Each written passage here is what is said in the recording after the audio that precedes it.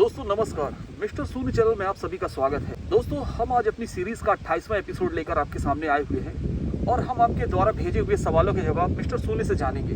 तो मिस्टर शून्य, आज का पहला सवाल यह है, क्या स्कूलों में सरस्वती पूजा होना चाहिए? सरस्वती को आप किसी एक कम्युनिटी से जोड़ करके मत देखिए, क्योंकि सरस्वती को ज्ञान का प्रतीक कहा गया है। अर्थात पूरे विश्व में किसी भी प्रकार का जो ज्ञान होगा वह सरस्वती के अंतर्गत ही आएगा।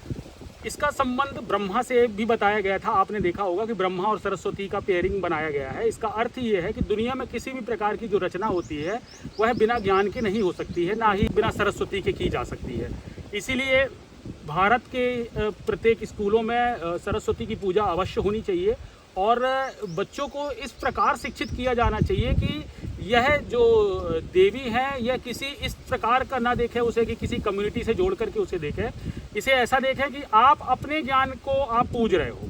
यदि आप अपने किसी भी ज्ञान की पूजा करते हो तो उसे सरस्वती की पूजा ही कहा जाता है। अब ये तो सरस्वती एक तरह से नाम दिया गया है कि सरस्वती जो आपको ज्ञान प्रदान करे, उसे एक तरह से नामांकित करने का प्रयत्न किया गया है। लेकिन वास्तविक रूप से यदि देखा जाए तो सरस्वती किसी भी प्रकार की कोई महिला रूप में कोई स्त्री नहीं होती है। वास्तविक रूप से विद्या तो उसे कहा जा सकता है जिसमें हम आध्यात्म की शिक्षा लेते हैं, उसी को हम विद्या कहते हैं। और अविद्या को हम इस भौतिक विज्ञान की जो शिक्षा ग्रहण करते हैं उसे हम अविद्या कहते हैं।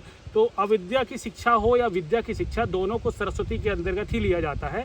इसीलिए भारत के प्रत्येक स्कूल में सरस्वती का पूजन होना अनिवार्य है और बच्चों को यह बात भी सिखाया जाना अनिवार्य है कि शिक्षा की देवी सरस्वती को इसलिए हम पूजते हैं कि इसके ज्ञान के कारण ही हम अपने जीवन को आगे बढ़ा सकते हैं।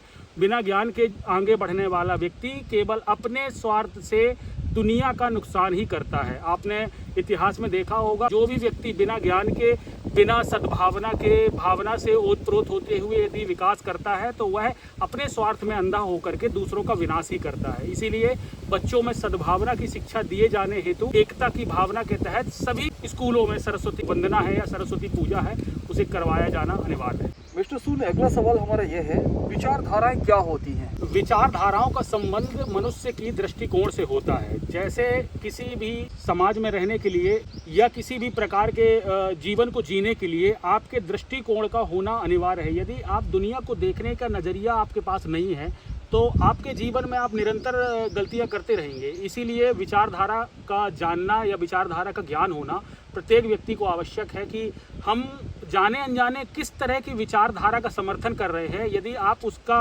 अंतिम परिणाम नहीं जानते हैं तो कहीं ना कहीं आप ऐसे समाज को मतलब दूषित करने में समर्थन देते रहेंगे और आगे चल करके आप ही का समाज खराब होगा। इसीलिए आप समाज की जो भी विचारधाराएं बनाई गई हैं उनके बारे में अच्छे से समझने का प्रयास करें, तभी आप कह सकेंगे कि किस विचारधारा का हमें समर्थन करना चाहिए या विचारधारा के बिना चलना ही हमारे लिए उपयुक्त होगा। तो जैसे लेफ्टिस्ट या राइटिस्ट भी जो बोलते हैं, तो इस तरीके से विचारधाराएं चलती हैं जिसमें आपको कहा जाता है कि जो राइटिस्ट विचारधारा होती है वह अपने जो आध्यात्मिक उनकी संस्कृति होती है या उस तरीके से उनका समायोजन होता है उसको वह समर्थन देते हैं। मतलब जो ऐतिहासिक परंपराएं चली आ रही है उन परंपराओं का समर्थन देने वाले राइट विचारधारा के जो होते हैं उन्हें हम कहते हैं। और जो लेफ्टिस्ट होते हैं वह विज्ञान की आधुनिकता को अपनाते हुए किसी भी प्रकार की मान्यताओं का खंडन करने का कार्य करते हैं। इसीलिए उनको हम आधुनिक युग के साथ चलने वाला मान लेते हैं। लेकिन उसकी गहराई में यदि आप जाएं तो किसी भी तरह की मान्यताओं को बिना जाने हटा देना एक मूर्खता से भरा फैसला ही माना जाएगा। क्योंकि आप कैसे कह सकते हैं कि किसी भी मान्यता को समाज में प्रमाणिकता मिली है या कितने वर्षों से कोई मान्यताएं चली आ रही हैं तो हम उनको आधारहीन कह करके ऐसे नहीं हटा सकते। पहले आपको उनके विषय में जानना होगा। यदि आप सभी तरह की मान्यताओं का विरोध करने लगते हैं तो इसका अर्थ यह होता है कि आप किसी एजेंडे के तहत आप बनी बनाई जो वर्षों की व्यवस्था है आप उसका विनाश करना चाहते हैं। तो यहाँ दोनों तरह की जो विचारधाराएं हैं वह अपने आप के मतलब अहंकार में अपने आप को बढ़ाने के प्रयत्न में इस पूरी सृष्टि के ही मतलब नकारात्मक परिणाम को नहीं देख पा रही हैं। यदि आप देखें सनातन की जो विचारधाराएं हैं उसमें कितने सारे समय समय पर अपग्रेशन हुए, कितने सारे समय समय पर सोशल चेंजेस होते रहे। अब वह करने का यही कारण था कि सनातन ने पूरी छूट दे रखी है कि समाज के हित में जो भी परिवर्तन किया जाए वह उचित ही होता है। तो यह विचारधारा यदि हर जगह की होगी तो आपकी विचारधाराओं में शुद्धता बनी रहेगी और आप आधुनिक समय के साथ मिलकर के चलते रहेंगे। लेकिन यदि आप किसी रूढ़ी बात को पकड़ लेते हैं, जड़ हो जाते हैं, तो फिर आने वाले समाज को या आधुनिकता को आप अपने जीवन में नहीं अपना पाते हैं और वही विचारधारा फिर आपके सामाजिक अलगाव का कारण भी बनती है और सामाजिक भेदभाव भी उससे उत्पन्न होते हैं। इसीलिए मनुष्य को किसी भी एक विचारधारा का आंख बंद करके समर्थन नहीं करना चाहिए। उसे अपने विवेक का उपयोग करते हुए सभी विचारधाराओं का पहले आकलन करना चाहिए और जो उसके जीवन को प्रकाशित करने के लिए उपयोगी सिद्ध होती है उसी विचारधारा के साथ उसे आगे बढ़ना चाहिए। हाँ, नहीं तो पीछे रह जाते हैं लोग। हाँ, नहीं तो लोग पीछे भी रह जाते हैं और लोग अपने जीवन को सही तरीके से, सही दृष्टिकोण से देख नहीं पाते और आकर्षण में आकर के दूसरे के जीवन को देख करके चलते हैं और वो गलतियां कर बैठते हैं। तो फिर इससे क्या होता है कि सामने वाले व्यक्ति को आप देख करके चल रहे हो सकता है उस रास्ते पर चलने का उसका अनुभव हो, आप उस रास्ते पर चलने का अनुभव नहीं जानते, ना ही उस रास्ते की मंजिल का आपको पता है, तो आप उसको देख करके खाली बढ़ जाते हैं। इसी कारण से आप आगे भटकते नजर आते हैं। इसीलिए किसी की विचारधाराओं को अपने जीवन में धारण करने से पहले आपको अपना बोध होना चाहिए, आपको अपने स्वयं के सत्य तक पहुंचना चाहिए, आपको अपनी अंतरात्मा तक पहुंचना चाहिए, तभी आप किसी विचारधारा का समर्थन कर पाएंगे। तो चारवाक विचारधारा कही जाती है जिनका ये कहना है कि आप जिंदगी भर जितना मर्जी आए उतना पियो, उधार लेकर के पियो, घी पियो। हालांकि घी पीने की बात कही जा रही है, लेकिन लोग इसका उद्देश्य और भी तरह तरह से निकालते हैं कि आप उधार लेकर के जितना मर्जी चाहे उतना अय्यासी करो और इसको करने से आप भगवान की आप प्राप्ति कर लोगे। मतलब उनका सीधा मानना यह है कि आपको दूसरा जन्म मिलता नहीं है, एक ही जन्म मिला है तो फुल अय्यासी करो। आप अपने आप विचार कीजिए, यदि सभी समाज में इसी प्रकार के लोग हो जाएं, सभी अय्यासी को प्राथमिकता देने लगे, उधार लेकर के पीने लगे, तो वह समाज कैसे आगे बढ़ेगा? उस समाज में सकारात्मकता बचेगी? आप इस तरीके की समाज की कैसे कल्पना भी कैसे कर सकते हैं? इसीलिए आप समाज में पाएंगे कि हर तरह की विचारधारा को मानने वाले अलग अलग लोग मिलेंगे आपको, और समाज वास्तव में तभी चल सकता है जब हर प्रकार की विचारधाराओं का समर्थन करने वालों का एक समूह हो और जिसे एक सही दिशा में हम आगे बढ़ा सकें। तो इसीलिए हमें सब विचारधाराओं का जो अंतिम उद्देश्य है पहले उसे समझना होगा, और जब हम सभी विचारधाराओं का आकलन करेंगे तो हम पाएंगे कि सभी विचारधाराएं हमें इस जीवन को एक सही तरीके से नियंत्रित करते हुए जीने का मार्ग सिखा रही हैं। इसका अर्थ यह है कि आपको इस सांसारिक बंधनों से उलझ के नहीं, इससे सुलझाते हुए, इसे साधते हुए अपने जीवन में आगे बढ़ना है। तभी आप एक अपनी उचित विचारधारा को प्राप्त कर सकते हैं। जब आप सत्य को प्राथमिकता देते हुए किसी भी मार्ग का चुनाव करेंगे तो आपकी विचारधारा हमेशा सबसे उचित ही होगी और सब समय के अनुकूल ही कहलाएगी। मिस्टर सुन, एक हमारे व्यूअर ने हमसे पूछा है, मैं बहुत काला हूँ, क्या करूँ? शारीरिक जो पहचान होती है मनुष्य की बाहरी पहचान होती है, उसे यदि व्यक्ति अपनी आंतरिक पहचान से जोड़ करके देखने लगेगा तो वह व्यक्ति के दुख का कारण अवश्य बनेगा।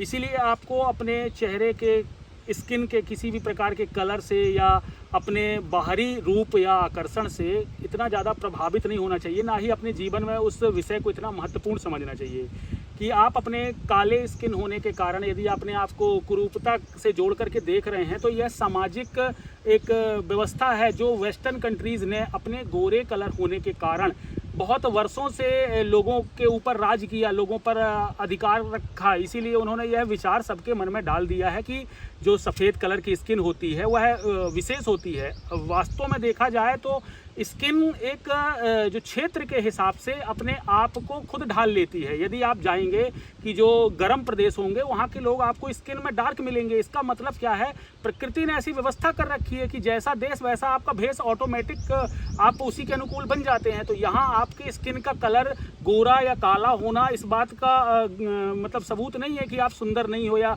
बदसूरत हो या आपको इसकी सुंदरता का कोई प्रमाण पत्र मिल जाता है गोरे होने से। आपको यह समझना होगा कि आपका जो सुंदरता है वह आपके विचारों से होगी।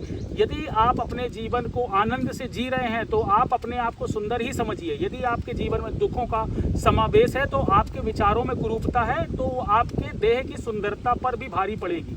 आप भले ही कितने सुंदर हो लेकिन आपका जीवन दुख से बीत रहा है, दुखों में बीत रहा है, सुंदरता, चेहरे की सुंदरता होने का सीधा सीधा उद्देश्य यह है कि आप अपनी सुंदरता को किसी और की दृष्टि से प्रमाणित करते देखना चाहते हो, तभी आपको लग रहा है कि आपका जो स्किन है वह आपके जो विचार हैं उन पर ज़्यादा प्रभावी है। इसीलिए तो आप कह रहे हैं कि आपको काले होने पर आपको समस्या है। जो मनुष्य की जो स्किन होती है वह समय के अनुसार, अपनी स्थितियों के अनुसार या क्षेत्र के अनुसार अपना रंग परिवर्तन करती रहती है। तो आपको उसके अपनी पहचान जोड़ करके नहीं समझना चाहिए और ना ही अपने मन में इस विचार को रखना चाहिए कि आपके गोरे होने से या आपके शारीरिक बनावट अच्छी हो जाने से आप किसी भी प्रकार के जीवन में कोई प्रतिष्ठित हो जाने वाले। यहाँ समाज में प्रतिष्ठा उन्हीं व्यक्तियों को मिलती है जो व्यक्ति अपने जीवन को दूसरों के हित के लिए संघर्ष में झोंकते हैं।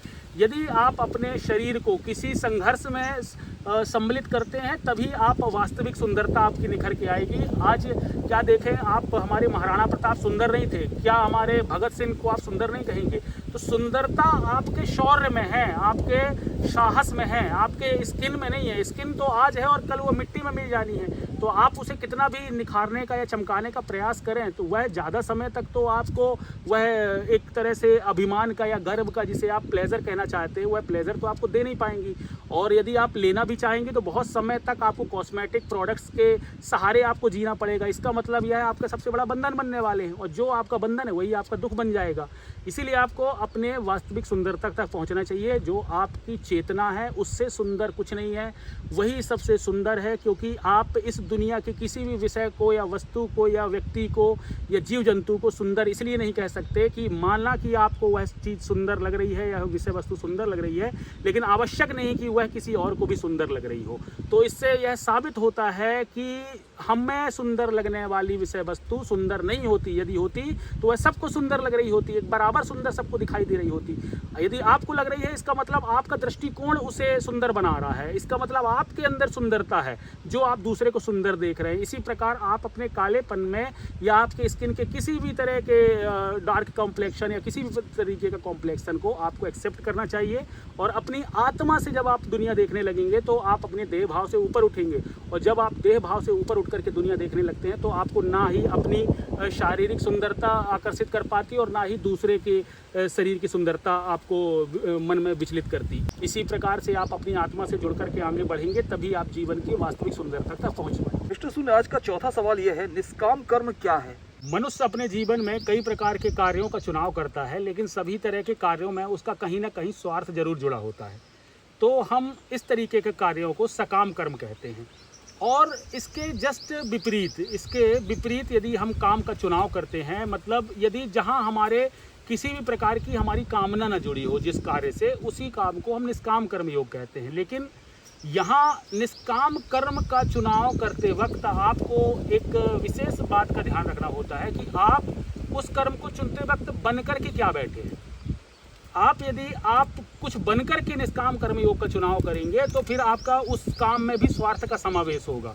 क्योंकि जब आप कुछ बन जाते हैं ना तो आपकी जो दृष्टि है उस दृश्य को उससे प्रभावित कर देती है। इसीलिए कहा जाता है कि जो निष्काम कर्म है उसका चुनाव केवल वही व्यक्ति कर सकता है जो अपनी आत्मा में स्थापित हो। तो अपनी आत्मा में स्थापित होने के बाद ही आप निष्काम कर्म का चुनाव कर सकते हैं। जिस प्रकार राम ने वनवास जाने का चुनाव किया या बुद्ध ने अपने सारी संपत्ति को त्याग करके लोगों के जीवन को प्रकाशित करने के लिए संन्यास मार्ग अपनाया, तो इन्हीं सब कार्यों को हम निष्काम कर्म योग बोलते हैं, जहाँ उनकी कोई व्यक्तिगत स्वार्थ नहीं था। क्योंकि अगर वह अपने व्यक्तिगत स्वार्थ के लिए जीवन जीते तो वह अपने पारिवारिक जीवन को ही महत्व दे रहे होते। तो इसी प्रकार के जो लोग होते हैं जो अपने पारिवारिक जीवन का समर्पण करके सार्वजनिक हित में किसी कार्य का चुनाव करते हैं जिससे सभी लोगों का भला हो, ऐसे कार्य को हम निष्काम कर्म योग से जोड़ करके देखते हैं। आप ये कह सकते हैं कि इस कार्य को चुनने से आपको क्या लाभ होते हैं। तो लाभ आपको बता दिए जाए कि जो सकाम कर्म होते हैं उनके कार्यों के फल या परिणामों से आपका जीवन बहुत ज़्यादा प्रभावित होता रहता है, क्योंकि वहाँ आपका व्यक्तिगत स्वार्थ जुड़ा होता है। तो जब उस कार्य का एक तरह से उस कार्य में आपको हानि होती है या आपकी अचानक नौकरी छूटती है तो वो ज़्यादा आपको दुखदायक क्षण आपके लिए बनता है, क्योंकि आपका दृष्टिकोण छोटा था। आप केवल अपने परिवार के जीवन के लिए जी रहे थे, इसीलिए आपका जो दुख होता है वह बहुत छोटे छोटे पल में आपके जीवन में आता रहता है। लेकिन जब आप निष्काम कर्म का चुनाव करते हैं तो आपका संघर्ष बड़ा होता है। तो आप यह भली भांति जानते हैं कि जिस कार्य का आपने चुनाव किया है उस कार्य के बारे में आपको पता नहीं वह कब होगा। हो सकता है आपके जीवन के सारे पल निकलने के बाद भी उस काम को आप पूर्ण ना कर सकें, आपके जाने के बाद कोई और व्यक्ति उस कार्य को आगे बढ़ाएगा। लेकिन उस कार्य में समर्पित होने में जो संघर्ष का मजा होता है ना, उसी को हम परमानंद कहते हैं। उसी संघर्ष का अनुभव कृष्ण ने भी किया है अपने जीवन में, और उसी संघर्ष का अनुभव राम ने किया है, उसी संघर्ष का अनुभव महाराणा प्रताप ने किया होगा। और इसी प्रकार जितने भी योद्धा थे जिन्होंने भी सामाजिक हितों के लिए अपना बलिदान दिया, यह सारे लोग उस निष्काम कर्मयोग के भाव का रस चख पाते हैं। निष्काम कर्मयोग का जो उद्देश्य होता है वह मानवता को प्रकाशित करते हुए मानवता को सही दिशा में आगे बढ़ाना होता है। इसीलिए हम यह कह सकते हैं कि निष्काम कर्मयोग न केवल एक व्यक्ति के लिए बल्कि इस पूरे संसार के लिए एक अच्छा कदम होता है। मिस्टर सूर्य, आज का हमारा आखिरी सवाल ये है, क्या मांसाहार करना सही है? मनुष्य को खाने पीने का चुनाव अपने जीवन की जो स्थिति होती है उस स्थिति के अनुकूल ही उसे भोजन करना चाहिए। जैसे भोजन की जो क्रियाएं हैं, भोजन के पीछे एक विज्ञान छुपा हुआ है। भोजन का अर्थ यह होता है कि किसी चीज़ का रूप परिवर्तित हो करके आप में वह परिवर्तन हो रहा है। मतलब कोई भी चीज़ आप खाते हो तो इसका मतलब है वह बदल करके आपका रूप लेती है। यदि आपका रूप ले रही है तो आपको यह विशेष ध्यान रखना होगा कि आप जिस चीज़ का रूप परिवर्तन अपने रूप में करना चाह रहे हो वह चेतन तत्व कितने ज़्यादा तरीके से आपके विचारों पर हावी नहीं होगा। यदि आप किसी मतलब मांसाहार करते हैं तो मांसाहार की एक अलग चेतना होती है। जो मांसाहारी जीव होता है वह एक तरह से उसके अंदर बहुत ज़्यादा सूचनाएं इकट्ठा होती हैं उसके दिमाग में। तो जब आप उसका सेवन करते हैं, उसको अपने जीवन में लाते हैं, तो आपकी जो प्रवृत्ति होती है वह तामसिक प्रवृत्ति होती है। इसीलिए कहा जाता है कि तमस, जो व्यक्ति तमस के साथ जुड़ता है उसके जीवन में प्रेम का समावेश नहीं हो सकता। वह व्यक्ति प्रेम को पसंद नहीं करता।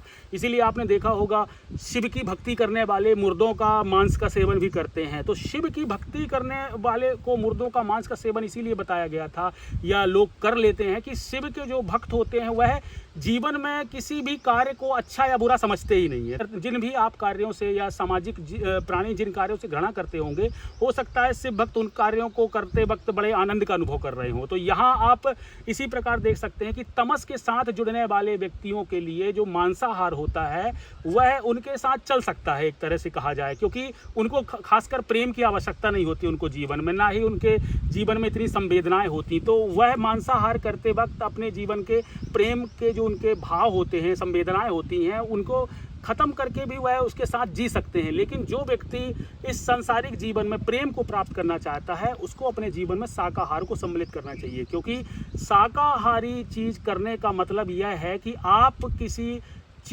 जीव की हिंसा अगर आप नहीं करना चाह रहे हो अपने उद्देश्यों के लिए, अपने खाने के लिए, इसका अर्थ है आप इस पूरी सृष्टि को एक नज़र से देख रहे हो, आप इस सृष्टि के साथ चलने का कार्य कर रहे हो। यदि आप ऐसा भाव से दुनिया देखते हो तो फिर आप कुछ सेलेक्टेड व्यक्तियों के संबंध में मोह में नहीं फंसोगे। ऐसा क्या होता है कि जो व्यक्ति मांसाहार का सेवन करता है, इसका अर्थ क्या होता है कि वह केवल अपने लोगों को चाहता है और उस जीव को नहीं चाहता, इसीलिए तो उसने उसका सेवन कर लिया, उसको खा लिया उसने। इसका मतलब आप जीव जंतु में भेद कर रहे हो। भाई शिव के लिए वो चीज़ उचित है, शिव किसी भी जीव का विनाश कर सकते हैं। तो वो उस तरीके की मानसिकता, जो व्यक्ति तमस की मानसिकता रखता होगा, जिसको अपने जीवन में प्रेम नहीं चाहिए होगा, वो व्यक्ति मांसाहार के साथ अच्छे से जी सकेगा। जैसे आपने देखा होगा आर्मी के जो सोल्जर्स होते हैं वो भी अपने जीवन में मांसाहार का सेवन करते हैं और खाना ही पड़ता है, कई जगह पर ऐसी जगह पर उनको रहना पड़ता है।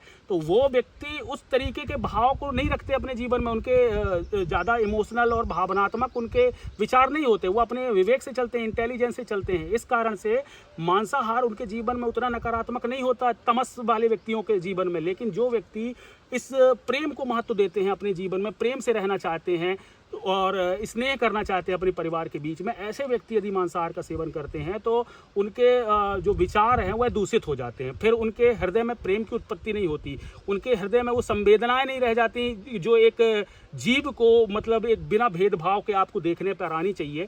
वो भेदभाव आपके अंदर रहता है आपके परिवार के प्रति, तो उसे आप प्रेम नहीं कह सकते। वह तो एक मोह के तरीके हैं आपको अपने परिवार के साथ जुड़ने के। तो आप मोह को प्रेम समझ रहे हैं क्योंकि आप उस जीव को खा रहे हैं। यदि तामसिक जीवन को नहीं अपनाना चाहते अपने जीवन में, प्रेम या स्नेह प्राप्त करना चाहते हैं, तो आपको जीवों के प्रति भी प्रेम और स्नेह दिखाना होगा। तभी जब आप इस प्रकृति के जीव के प्रति प्रेम और स्नेह दिखाएंगे तो आपके जीवन में भी प्रेम आएगा और आप प्रेम के वास्तविक महत्व को समझ पाएंगे। फिर आप अपने स्वार्थ से किसी व्यक्ति को प्रेम नहीं करेंगे, फिर आप निस्वार्थ होकर के पूरे दुनिया को एक भाव से देख करके प्रेम करेंगे और आपके हृदय में तभी प्रेम की सच्ची ज्योत जलेगी।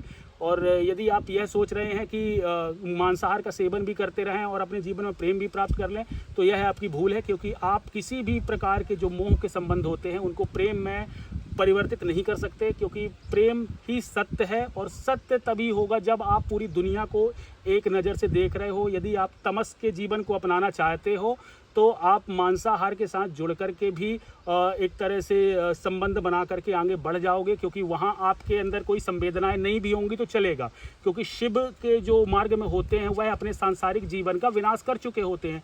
उनके जीवन में भले संवेदनाएं ना रहें, लेकिन जो सांसारिक व्यक्ति है, जो विष्णु की तरह व्यवस्था बना करके जीवन में रहना चाहता है, उस व्यक्ति को मांसाहार से दूर अवश्य रहना चाहिए।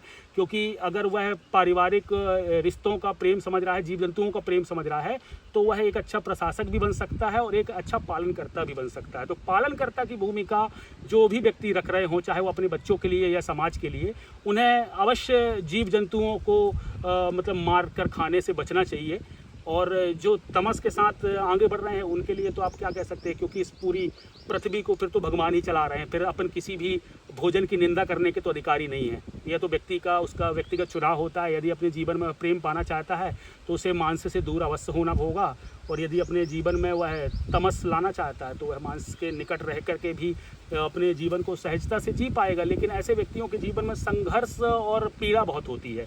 मतलब यह जो तमस के साथ चलते हैं उन व्यक्तियों के हृदय में आप प्रेम के भाव होते नहीं हैं, तो आप ना उनके हृदय में आप प्रेम देखेंगे ना स्नेह देखेंगे, बल्कि आप एक तरह से उग्रता अवश्य देख सकते हैं। तो उनका एक नेचर तामसिक प्रवृत्ति होने के कारण एक आक्रामकता उनके स्वभाव में जन्म लेती है, और वह आक्रामकता उनके स्वयं के परिवार के खिलाफ भी कई बार खड़ी हो जाती है, जिससे आपके रिश्ते, आपसी जो सौहार्द है, आपसी प्रेम है, वह भी बिगड़ जाता है।